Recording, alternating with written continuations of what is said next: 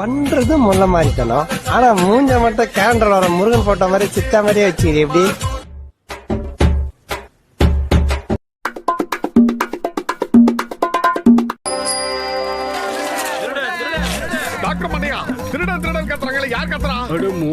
என் உயிர் நண்பா, அருயிர் சகோதரா, அந்த சத்தம் பக்கத்துல இருந்துதான்ப்பா வருது.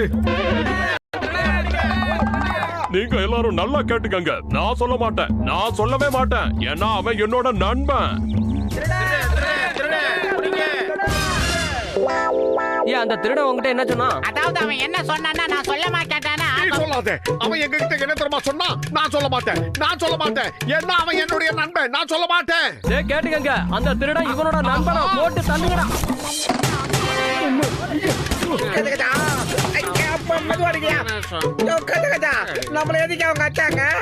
அதுதான்ப்பா எனக்கும் புரியல. காலங்காத்தால எவன் மூஞ்சில முடிச்சனோ தெரியல, அடி பின்னி எடுத்துட்டானுங்களே. நீங்க எல்லாரும் நல்லா கேட்டுக்கங்க. அவன் என்னோட சகோதரன், நான் சொல்ல மாட்டேன். 100 தடவை கேட்டாலும் நான் சொல்ல மாட்டேன், நான் சொல்லவே மாட்டேன். ஏன்னா அவன் என் சகோதரன்.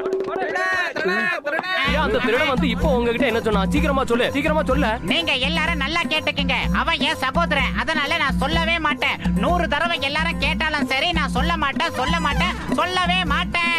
ஏன்னா அவன் என் சகோதரன். அவன் சகோதரனா? அடிக்க வேணாம். முதல்ல இருந்தா அடங்கப்பா, திருடனுக்கு பதிலா இருக்குதுக்கு இந்த அடி விழுகுதே.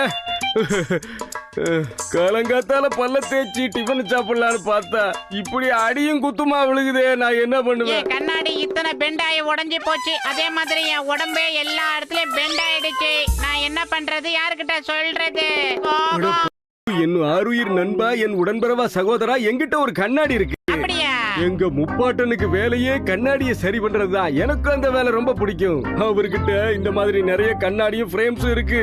நீ வா, குடோன்ல இருந்து எடுத்து போடுறேன். உனக்கு எது பிடிக்குதோ அதை நீயே செலக்ட் பண்ணிக்க. என்ன சொல்ற? வா, யோசிக்காத. தேங்க்யூ ஜட்கா, நானே போய் எடுத்துக்கிறேன்.